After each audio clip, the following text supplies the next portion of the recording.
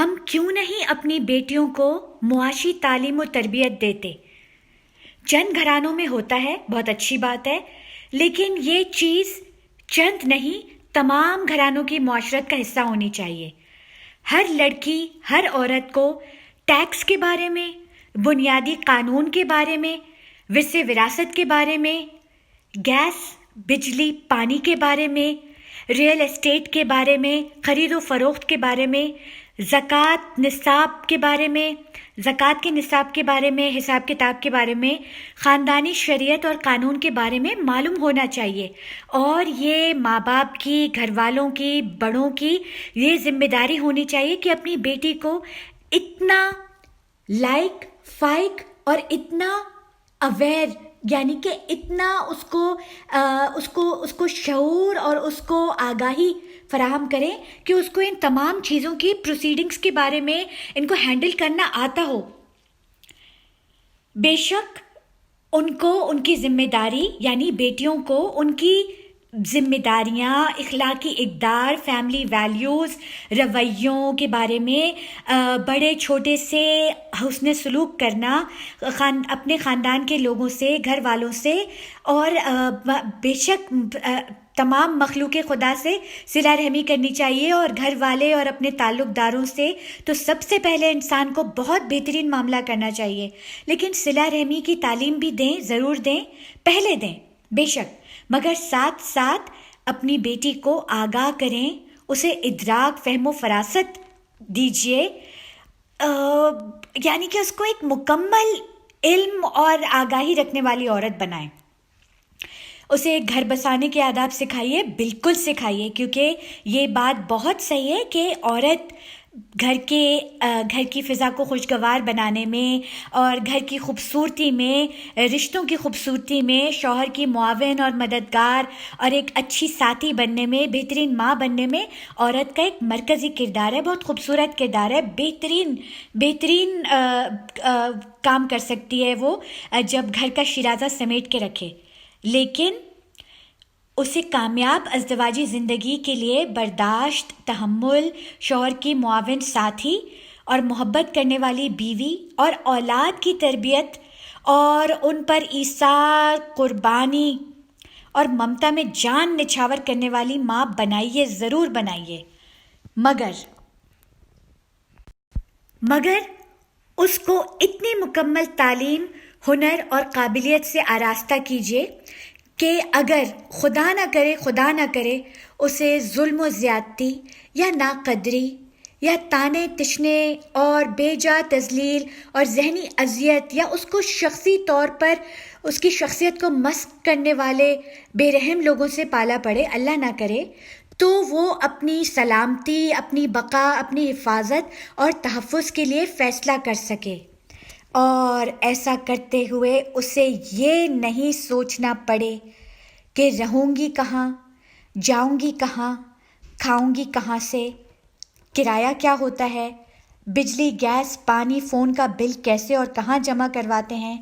شریعت میرے معاملے میں کیا کہتی ہے، اور قانون مجھے کیسے سپورٹ کرتا ہے۔ خدا را اس کے بارے میں سوچئے، وہ ضرورت پڑنے پر اپنی روزی کما سکے، جاب کرنا آتا ہو، وہ خود یا اپنے بچوں کو لے کر عزت اور سکون سے محفوظ چھت تلے رہ سکے، یا تو محبت، عزت، خیرخواہی کرنے والے ماں باپ یا قریبی رشتوں کے ساتھ رہ سکے، ورنہ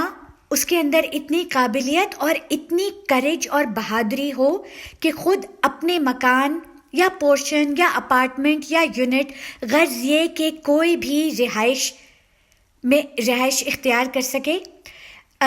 تو اب آپ یہ سوچ لیجئے، اگر آپ کی بساط اور حیثیت اور استطاعت اس بات کی آپ کو یہ سہولت ہے، یعنی آپ صاحب حیثیت گھرانوں سے تعلق رکھتے ہیں، اور آپ کی جیب، آپ کا سیٹ اپ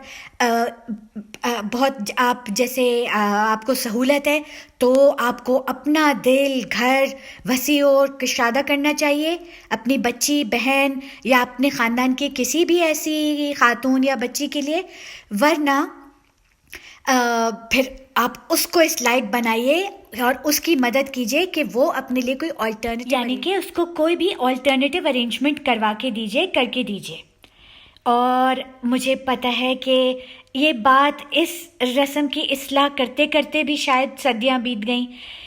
کہ شادی بیاہ اور رشتہ جڑنے کے موقع کو سیلیبریٹ کرنے کے لیے ہم جو بے جا خرچہ اور اسراف کرتے ہیں، جس کی کچھ ہی دنوں بعد یا آگے چل کے اس کی کوئی بھی اہمیت نہیں ہوتی، اور وہ کسی کی زندگی میں خاطر خواہ بہتری لانے کے بجائے صرف رسم کے نام پر بہت سارا روپیہ پیسہ لگا دیا جاتا ہے. یعنی کہ شادی کے موقع پر بھر بھر کے جہیز کے نام پہ برتن، ڈنر سیٹ، اپلائنسز، ساس نندوں کے لیے لاکٹ سیٹ، اشرفیاں اور مہنگے مہنگے تحفے تحائف، یہ تمام چیزیں کرنے کے بجائے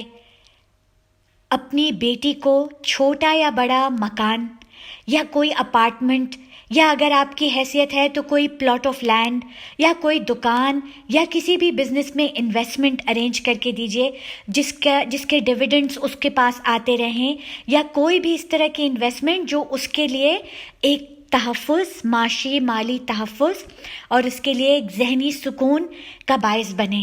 اس کو اس کی سیکیورٹی اور اللہ کی مدد سے اس کی ایک تقویت رہے اس کے دل کو اس بات کی.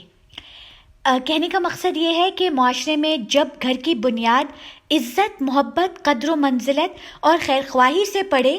تو امن اور سکون کی فضا قائم ہو سکتی ہے جس میں معاشرہ ترقی کرے گا. اس لیے خوف، یعنی کہ کون سا خوف؟ مالی تنگی کا خوف، رہائش کی عدم اطمینانی، لوگوں کی باتوں کے خوف